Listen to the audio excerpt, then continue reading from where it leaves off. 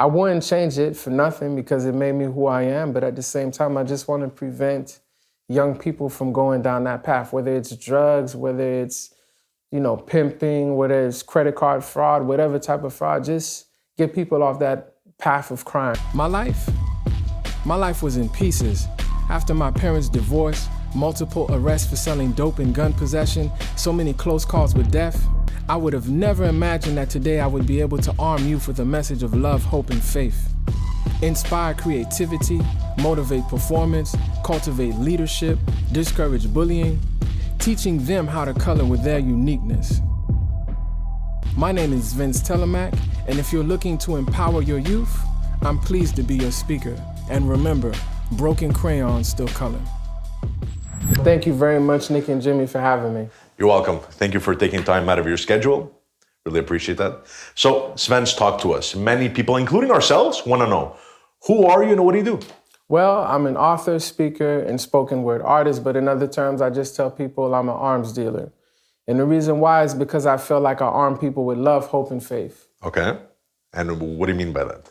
What I mean by that is I feel like the most important thing or the most important weapons that anyone can use is love, hope, and faith.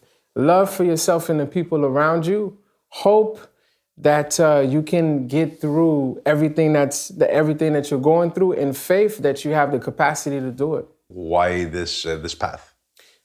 For me, I chose this path because I feel like I have no choice. I feel like I got a lot of experiences that I've been through. I feel like life gives me no option. I just can't do it. I don't like seeing people in dark places, and that's something that I'm very passionate about, like empowering people. It's just my natural nature. I can't do anything about it. Oh, beautiful. And we saw your website and a couple of videos that so you mentioned earlier you're born in Montreal, and you did some time in Miami. Yeah. Okay, can you just go back in the past? What happened exactly? Well, I was born here in Montreal, and my parents divorced right after my birth. My mom decided to move to Miami, Florida. I was raised there, and unfortunately, I was in a neighborhood that was really ideal for my failure. So I became a product of my environment, started to get into drugs, stealing, credit card fraud, all types of stuff. And by the time I was like 19, I was moving half a kilo of cocaine a week. Oh my God. Wow. Yeah, and that's what I was doing. And Rick Ross? Rick Ross was a correctional officer. But for me, that just became my way of life. And I just stayed down that path until I kind of like had a different way of seeing things. And I came to Montreal thinking if I would come here, I would be able to like get some people off my back and then go back, but I couldn't go back. So I was stuck. So I stayed here, and I'm like, you know what? Got me a job, learned some French, went to school, tried to figure some things out, and I just found myself against the wall, and I'm like, look, I got these experiences. I want to steal from the grave. And what I mean by that is like richest place in the world is the grave, right? Because a lot of people have a potential, a lot of people have purpose, but they don't manifest it. So I'm like, you know what? I don't want to see a whole bunch of young people go through what I've been through, not having someone to stop in and check in and be like, yo, been there, done that. So I was like, you know what, let me do that. So I tried it, and slowly but surely, I just feel so connected to it. I just know that's me. It's like inseparable. It's amazing, man. I give you respect because not everybody has the to say that they used to sell cocaine, this and that. That's awesome. Thank you. And you're giving much. back in a way. Yeah, no choice. I mean, used to sell dope, now I sell hope. That's how I see it. I like that. Yeah. And can you tell us a bit about the jail? How long were you there for? I've been arrested like 6 times since I was the age of 15, but I've never did a long time in jail. The longest time I've done is like 3 months in jail. Okay. But by the grace of God, I never really got a case on me that really stuck. So it was always like, And you said, because the thing is, you were living in the States, yeah, but you didn't have your cards and anything? Never had my papers in the States at all as well. So that was a motivation for me to stay in the street, because even when I wanted to get my life right, I couldn't get a job. Didn't have a social security number. The way I got my license was coming up with a social security number at the desk of the DMV. What? Yeah. Wow. That's serious, because I knew someone that knew someone there. You get me? So they're like, what's your social? And I'm like, Wow. yeah. So at one point, Thinking outside the box, huh? exactly, but Street smart. exactly, you do what you can, but it's like after like that 9/11 and stuff like that, they started to get more tight and tight, and I just felt my back against the wall, you know. And my license got suspended because I used to drive reckless. I mean, you got people blowing up your phone all the time. Let me get this, let me get that. So you're driving crazy. So then I couldn't renew my license, and then I'm driving dirty, and then I got friends driving for me, and it's like big mess. Well, Yeah. you mentioned there was an attempted murder or a kidnapping. Yeah. When I was 17, basically there was one street that I used to really do my thing, you know? So I'm doing my thing on this street. There was somebody there from another neighborhood. And so he comes in and he sees me and I'm selling dope right in front of his mom's house. You know, and I had like a guy that I consider my father that was like further back around this same little complex or whatnot. So he's seeing, and then we start to have beef, and he's like, you know what, he wants to sell to my customers, and I got a problem with that, you know? And he's older than me. I'm only 17. He's in his 20s. Okay. You get me? So we got beef. So basically, he sent some people to kidnap me. But the thing is, his little brother was my friend. So his little brother told me what was going on the moment that they were there to kidnap me. And did he like get into a fight with his little brother after? Like, did he? That I don't think so, but they were orchestrating the kidnap. So basically, I'm chilling on my block, and then I see a car pull up, and one of those, like you could say, his little brother's friends are my friends. We grew up in the same neighborhood. So they see what's going on, and they're like, yo, Jit, I'm gonna like step up to the guy just to slow him down a little bit and take off, because I didn't have a gun on me. So I'm like, you know what? Because my gun was basically where I told you. You see, like his mom's house is here, and then there's a house in the back. It was over there. Like you see when you have a tool shed, it's like on the top there, you know? So I'm stuck. I don't got a gun. Don't even know who's trying to kidnap me, but they jump out the car. And now my friend comes up, and he's like trying to have a conversation, making it seem like he's trying to talk. So I just take off. I jump a fence. They jump in the car, and they're trying to catch me. But I'm jumping fences, so they have to go around the block. So they're going around the block. So imagine now, you know they want to take you. You know what I'm trying to say? You're running, and then now the car is going around the block. But I know my neighborhood well. But the only way that I survived that situation is I ran, I kept going, I kept jumping blocks. I ended it up in a dead end, right? So they coming in the dead end. Shit. Yeah, so they speeding, they trying to follow me. I took my shirt off. And I just hid myself in the bushes. Yeah. Do you think if they would have caught you, it would have been your end of your life? Don't know. Don't really know. And the people that did it, I found out who did it later. I knew them. Okay. Yeah, just people in my neighborhood. You know what I'm trying to say? Just older dudes. Okay. Yeah. Damn, man. Well, at least look, maybe at that time, you know, thank God you didn't have the gun. Because you would have never know what would have happened. You never know. Your life could have been different right now, right? So True. Shit, man. Yeah. That's scary. Yeah, I would have shot my pants for sure, man. Yeah, man. Dude. And I had to go right back, you know? So I hid in the bushes, and out of the blue, one of my friends passes by. I hear him on the cell phone talking. I recognize his voice, but like I'm paranoid, like scared out of my mind. I'm just like in the bushes, I'm not moving. Like I'm breathing in a way where no one can hear me. You know what I mean? Like I got all this stuff going through my mind. I hear him walking by, you know, and I saw them, the people that were trying to kidnap me, they were in the grass looking around like, where did this guy go? You know what I'm trying to say? But it was a very like wooded, bushy area. Yeah. And they leave, but I don't know if they left or not. I don't know if they waiting, so I'm just chilling. So I hear my boy walk by. I could recognize his voice. So I'm like, yo, Smoke. He's like, what you doing in the bushes, man? You get what I'm trying to say? So he came, he picked me up, and then he passed me another pistol, and then, I just went right on my block, and I was waiting. I was like, I don't care. I called somebody else that knew them, and then they were like, we don't want no problems, and then it was just a question of like, I was like, I don't care. Wow. Could let's create a movie, right? I'm working on the book, man. Oh, you have a book? I'm working on my second book. I'm almost done. What's your first book? Pen of a Ready Writer. Okay. And what is it? You should have brought it. Yeah. It's in the car. Okay, perfect. Maybe at the end I'll come, I'll grab it. Sure, take a picture. absolutely. 100%. You gonna sign it for us too? Oh, for sure, man. Pleasure. Let's do it. Yeah. So what is a little bit about the book? Well, Pen of a Ready Writer is a book on poetry, and I'm just talking about various subjects because I'm a poet as well, and I don't know, I just feel like poetry is the best way that I can express myself to just get my feelings out, you know, and I didn't want to limit it to like one type of thing, so I talk about everything. I talk about rape, I talk about, you know, motivation, I talk about forgiveness, I talk about different countries like Rwanda. I talk about Haiti, Moldavia, India. I talk about everything. Yeah. I tried to make it very versatile so everyone could get something about it. Recap. From the age of 15 to 19, 19, you were hustling. Yeah. So a good 4 years. Yeah. Right? And then at 20 years old, you came back? Yeah.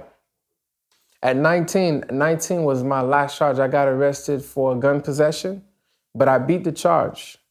And when I beat the charge, even though, when you get arrested in the States or in the state of Florida, because every state is different, let's say I get arrested for whatever, I bond out. But if I get arrested again, I can't bond out. I'm stuck. And the judicial system in the United States is like, man, I would meet people in prison like they're fighting a charge and they've been in there for like 2 years. They haven't even been to trial yet. So imagine, you get what I'm trying to say? You sitting in jail, and the system is just trying to discourage you to fight your case. They'll keep coming, knocking on your door. Well, if you accept the charge, we'll give you credit time served, but take the conviction. So that's the game that they play. Yeah, because prisons are a private corporation, right? Exactly. But money-making machine. That's it. But you see, I wasn't driving my car. You get what I'm trying to say? So how could I know there was a gun in the car? So I got my lawyer, I beat it, and boom. After that, I was just like, what's the point of me continuing down this path? Because I got plenty of friends that's dead. I got friends that are deported. You know, my close friends and my partner at that got deported to Haiti. And it's just like, why am I going to keep chasing money? Money ain't nothing. That's it. At least you realized it at a young age. Oh, yeah, definitely. And I wouldn't change it for nothing because it made me who I am. But at the same time, I just want to prevent young people from going down that path, whether it's drugs, whether it's, pimping, whether it's credit card fraud, whatever type of fraud, just get people off that path of crime, Well, when did you make that decision, though? So you start at 19, yeah. 5 years later, a year? Oh, 19. Instant. I mean, I got arrested December 6, 2006, or December 8th, one of those days, but I can't forget. When I got out of jail, I had to fight that case from December all the way of August to 2007. In jail? Not in jail. Okay. I bonded out. Okay, you bonded. But okay. I was such in a high risk to go back to jail because, like I told you earlier, my license got suspended. So now my license is suspended. My main income is to sell crack.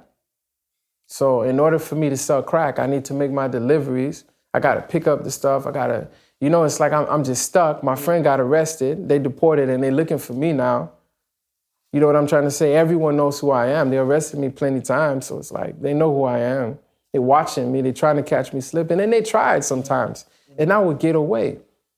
Like for example, one time I remember I pull up, I serve my client, and as I'm driving away, I could see like a taxi cab pull up right after me, like a second after. And they take the client, put him in the car, and I'm like, okay, that's police. And then I see another car chasing me down.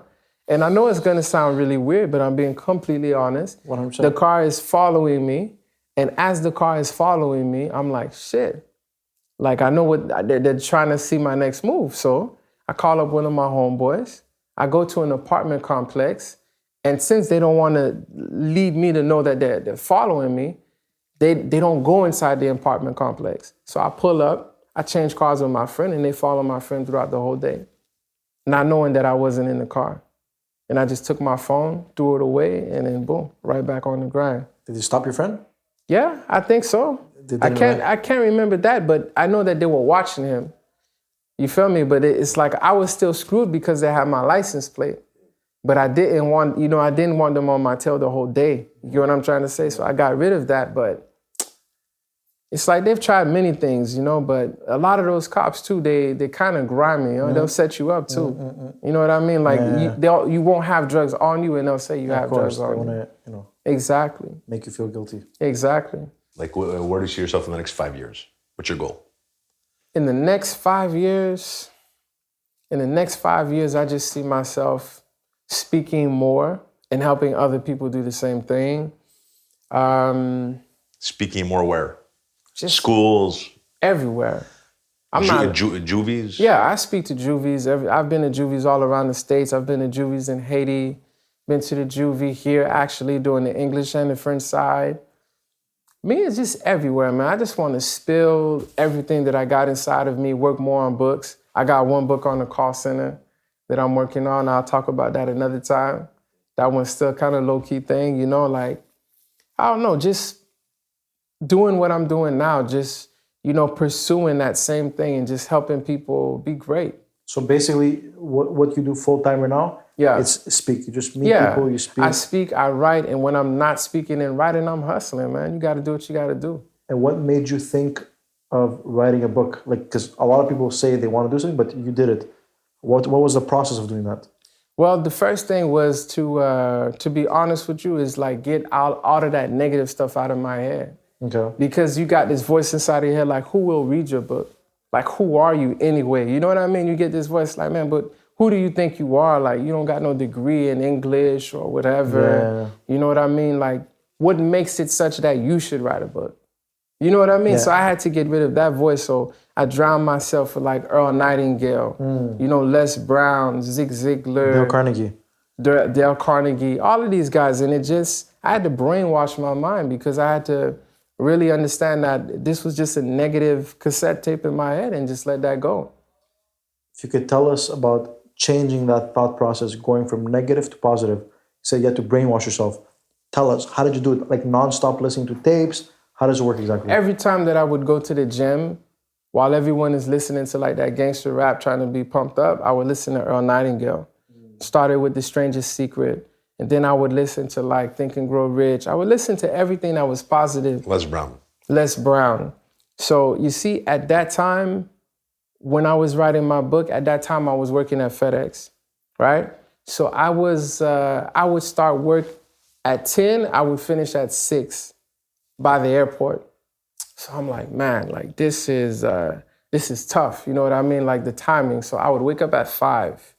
Go to the gym, be done with the gym by like 6, 7, get on the bus, get to my job 2 hours early, study at university and work on my book. And by the time it's 10 o'clock, well, boom, I got everything that I needed done. I work and then come home and then redo the same thing. Absolutely. Good. Yeah. You have to do what you have to do, man. Exactly. Yeah, most people do 9 to 5 or 10 to 6. Exactly. And they make that their routine for the rest of their lives. That's it. But you chose that. You're going to work an extra 4 hours on you. Exactly. And people need to see that. That's it. Whatever happens between the age of 5 and 10 defines what's going to happen in their teens. Is that true? I wouldn't say it would define, but I feel like it definitely has an impact. Okay. Because between the ages, I believe, of like 0 and 7 is when you're like so susceptible to like anything. Because you're like a sponge, you soak up everything. So it's definitely true. And the problem with juvenile detention is it kind of preps you. It's like a primer for prison. That's what Juvie is for me. It's primer. You know, because when you're like 15 years old and you go to Juvie, right? Like me, and then I go back to school. Everybody thinks I'm tough now, and I think I'm tough. I think that I can deal with prison, so now I'm not scared of prison. Because I'm like, I just did time. But you ain't do no time, really. You did Juvie time, which is like, you know, a slap on the wrist. So it's like, when you get out, you think, oh man, I could do prison time. It's nothing. It's a piece of cake. So I feel like it doesn't really correct youth at all. It just makes them think they're tough. Yeah. And every time I go to Juvie, man, like everyone's super tough. They try to act hard. That's what we're going to ask you. Yeah, and then as soon as I finish speaking, let me talk to you one-on-one. And then they start crying. And then it's like, oh man, I got this case. Do you think you could, you know? Give us some example of a couple of cases. Man, I remember I was in Miami. And I actually went to the juvenile detention center that I went to, that I was incarcerated, and I went to the exact same module because they have different modules. So I'm in there, I speak to everybody, blase. You get the tough guys that are like, yeah, whatever, go back to their cell. And then you got 2 kids that come up to me. One of them, I believe dude was like 13. 13. 13. Wow. Guess what he was arrested for? Weed. Human trafficking. Human trafficking? Yeah, at 13. He was pimping girls at 13. Wow. Yeah, that's what he was doing at 13. And then he was like, yo, man, I want you to hear my rap. So he starts doing this little rap on the desk, and he starts talking about his mom passing away. You know what I'm trying to say? And I'm talking to him about Starts that. opening up. Yeah, he starts opening up. I had another guy, the guy that was cracking all the jokes, trying to make everybody laugh.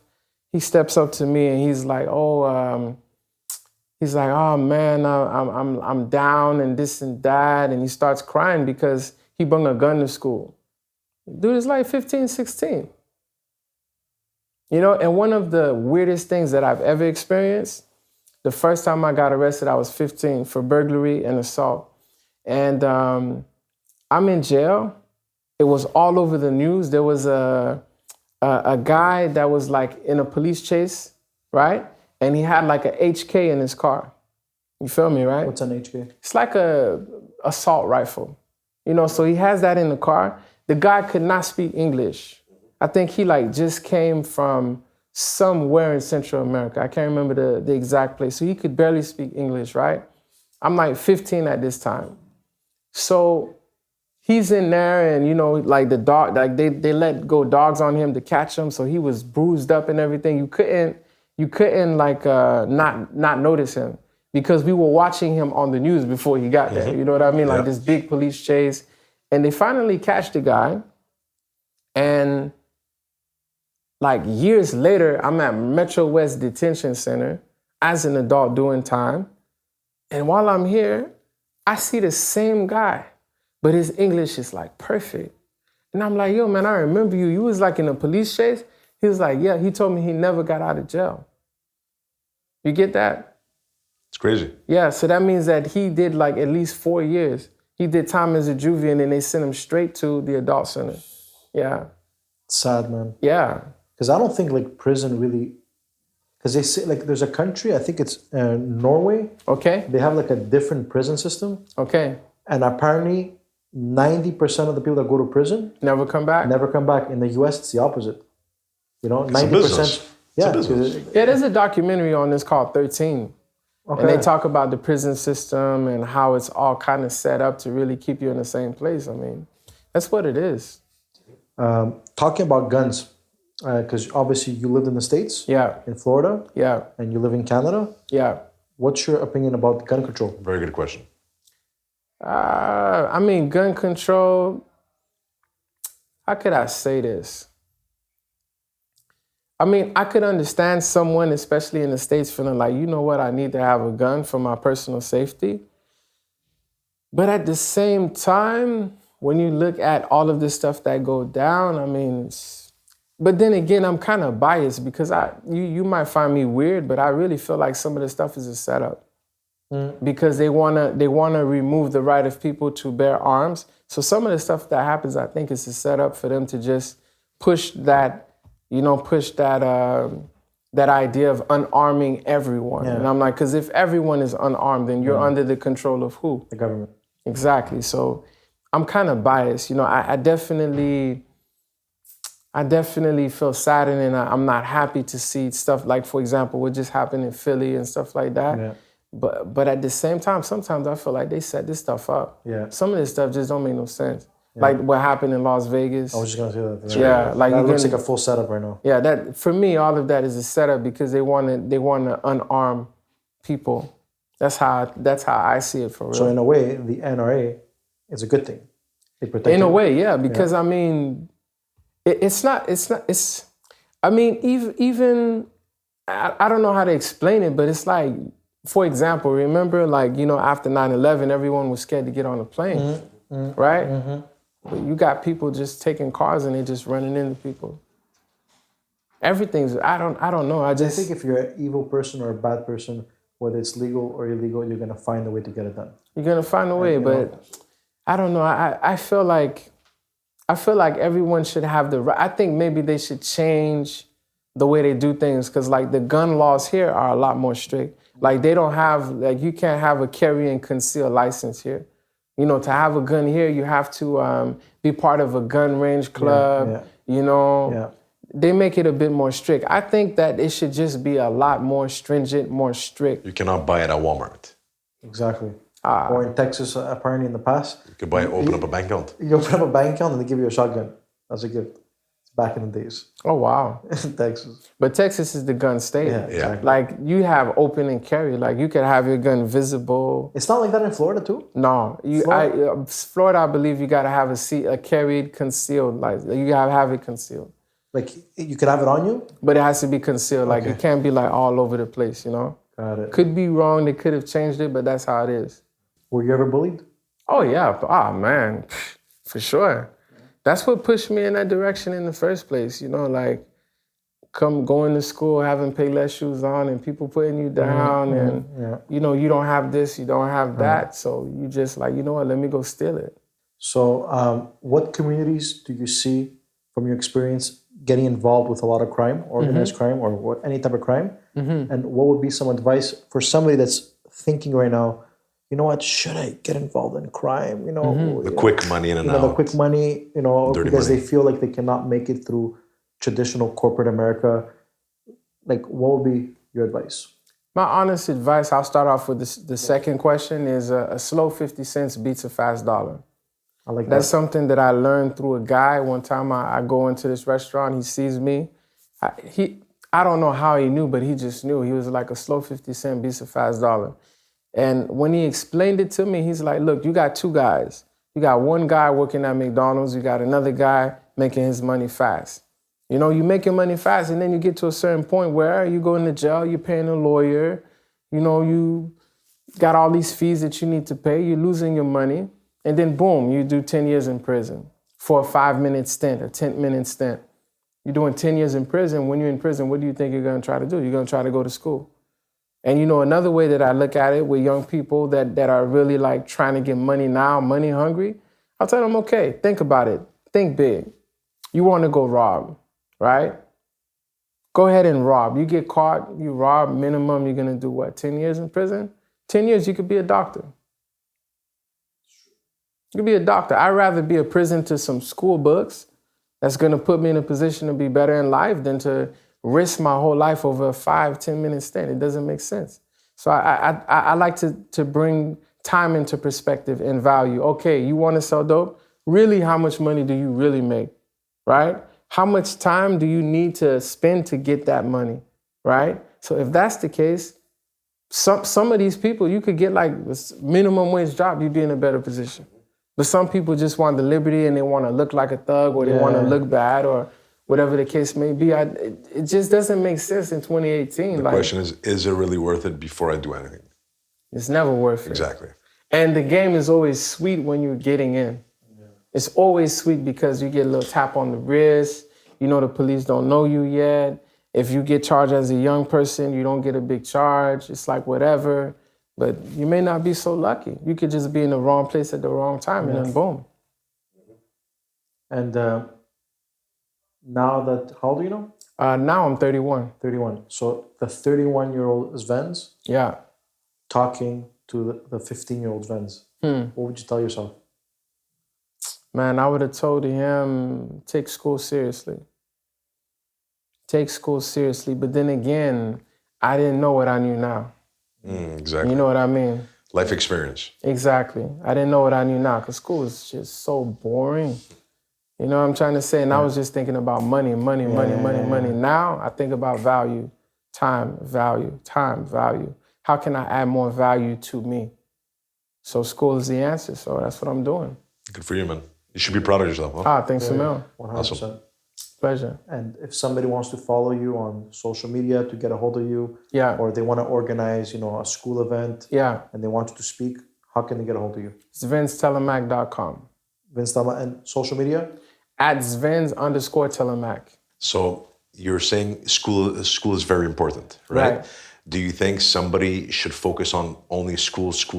What about self-help, like Jim Rohn, Tony Robbins, so on and so on? I feel like at the end of the day, education is not limited to school. Like if you look in like the first chapter of that book there in Think and Grow Rich, they talk about entheos, which is Greek, right? That's right. Everything's Greek, right? Yeah, there you go. So entheos, which means and they talk about how education is not necessarily what someone teaches you, but what you teach yourself. No one really teaches you. You come to a knowledge of something. So I feel like at the end of the day, you need to adhere to some kind of school of thought. If it's a school of thought of positive thinking, the law of it, whatever it is, you just need to be constantly growing. Because if you're not growing here, You're dying. you're dying. If you're not progressing, you're degressing. Simple as that. So whether it's construction, I've done construction too. I've done that too. So whether it's construction, whether it's school, a cost, whatever it is, you just need to be in a place where you're learning to get to where you want to go. Well, they say formal, like Jim Rohn, Yeah. formal education will make you a living, self-education will Make you a fortune. Yeah. So it's, like you said, it's not only about the traditional school system. You got to find something that you love. Absolutely. And go be obsessed with learning that and surround yourself with people that, Exactly. What are a couple of tips that you would give us and the audience on personal development? What's your daily activity? What do you do on a daily basis regarding audio, reading books, and so on and so on? Well, the number one thing that I do, I go to the gym. Every day? Well, not every day. When I'm focused, because let's just be real, you don't feel like a top dog every day. You're not always on point. But when I like that. You know what? I like that. Yeah. You know what? It's because a lot of people think like, you always be on top. No, there's moments that you go through that you're just not feeling it. And is it normal? It's more you than need a normal. break sometimes. Yeah. Yeah. Take one or two steps back. Yeah, and at the same time too, it's like the hardest part with the gym is not working out. It's this. Of course. It's this. But what helps me with working out is like, why would you cheat? Why am I cheating myself?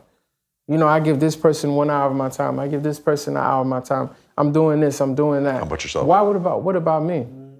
So it's like, for me, it just helps me like get rid of all my stress and work out. So it would be working out and reading. Those two things just put me in my element. For someone that doesn't read much, right? What do you recommend to start to get the snowball effect? 5-10 pages a day? What do you recommend? I'd say if you're not the type of person that likes to read, just read quotes. Simple as that. Don't kill yourself with reading a book, because quotes take this much information and they just put it this. Svens, thank you so much for taking the time to be here with us today. Thank you. We appreciate your time, man. Respect everything you've done and continue doing what you're doing. For anybody watching the show and that wants to hear more stories like Svens, don't be shy. Follow us on Instagram, Facebook, YouTube, The Nick and Jimmy Show. And we're going to keep bringing you some great content like Sven's story. Thank you very much. See you soon.